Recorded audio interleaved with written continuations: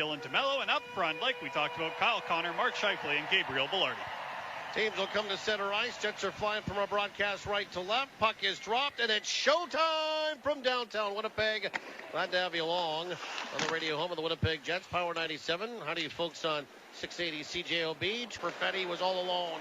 Back toward the line. Kept alive by Nyquist. For Perfetti. In toward the slot. Perfetti, a little exchange with Nyquist. A shot, and it rides up and hits one of the Calgary Flames in Coronado on the side of the helmet, maybe the ear area, and he'll go down, or maybe the side of the face.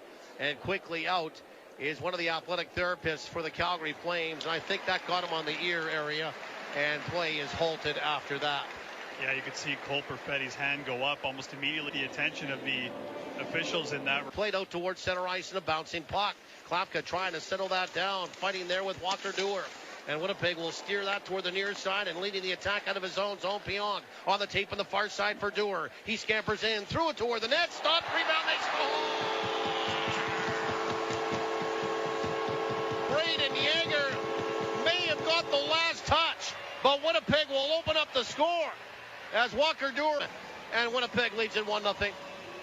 That's a really nice pass in the neutral zone that helps kind of spring Walker Dewar, but it's all effort here from number 71 for Winnipeg. Just playing for anything off of Cooley just to see if perhaps Braden Yager can get to it. Ultimately ends up going off the player, trying to prevent Braden Yager from getting to that puck. Center ice and will knock it in. Chibrakov goes after it, caused a turnover, came back toward the line, it's held. Pionk to the near side, Sandberg, high slot, Yager moving in, shoots. Kirkland blocked that, Yager with the puck, back out in front. Chibrakov is shot, he scores! Nikita Chibrakov has made it 2-0. Some excellent work by the Winnipeg Jets. Oh, we've seen Nikita Chibrakov when he plays NHL regular season games. All he seems to do is score, and he finds himself in just a perfect spot, that quiet area. Usually that middle ice, it's hard to find some free ice, but Winnipeg kind of gets Calgary moving around a little bit. Yager draws a couple of checks to him, and Lomberg and Kuznetsov, and where it needs to be, Chibrakov does the exact same thing. 2-0 Winnipeg. Goals at 5:12 and 12:02. And Winnipeg, no goals last night. Two halfway through this hockey game, or halfway through this first period. Kevin Ball at their own blue line and send the puck all the way down the ice. Yeah, good pressure by Winnipeg, especially once Perret kind of bobbled that puck. They're quick to attack, quick to outnumber and get that thing out. Corey Cairns will send it around. Klapka will pull it off the wall. Flames trying to get it established inside that Winnipeg end. Luke Schenn is there, battling against three Flames. Put it off the boards, but it's kept in the line by Perret. Onto the far side for Cairns. He'll drop it high slot now again for Perret. Dusts it off, shoots, deflected in front, they score. See if one of the Flames got it or if it's Zane Perret. I'm not sure how much of this Eric Comrie was able to see. Puck comes back to Perret and he lets it go, and it might have gone off a stick on the way through. Klapka was parked right out in front. We just talked about big bodies. 6'8", 236, standing right in front. That Winnipeg end. Klapka goes after it, rims it around to the far side.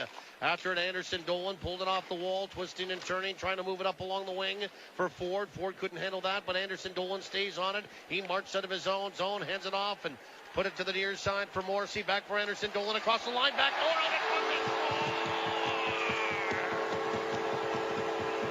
front. Parker Ford. Little exchange with Jared Anderson Dolan back inside his own zone. They finish it inside the Calgary end, and it's 3-1 Winnipeg. Excellent pass from Jared Anderson Dolan to Parker Ford. And it's excellent work by Winnipeg in their own zone. You ends up winning a battle low in their own zone, and then they're able to come out of their zone with speed and gets into the neutral zone. And by the time Jared Anderson Dolan gets this puck, really good work with his first few strides to be able to create a little bit of separation and a little bit of time. Parker Ford reads it perfectly, gets to the front of the net, and then it's just a perfect pass from Jared Anderson Dolan and a perfect finish from Ford. By Morrissey. Morrissey will walk the line. Morrissey onto the far side. Morrissey moving in, trying to toe drag around. Hunt got stripped of the puck, and Hunt will wheel out of his own zone, and the horn sounds to end 20 minutes of hockey. Maybe some of the best hockey we've seen overall in the preseason from the Winnipeg Jets. Just with the overall collectiveness of the speed, and then putting up 3. Shoots it around to the near side, pulled off the wall. Pionk up top, Chibrikov. Far side now for Nyquist. Nyquist controls up top for Pionk. Whip toward the net. He scores!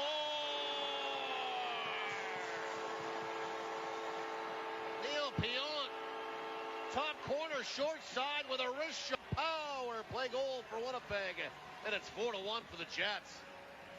And I think what's going to make the Jets coaching staff happy about this one, your entry, your puck movement was good, but it's the shooting mentality, the attack mentality. It's a big part of the success that the Winnipeg power play had, and Neil Pionk sees an opportunity. Jonathan Toews plus the penalty killer trying to eliminate him from the play, and it's a perfect spot from Neil Pionk.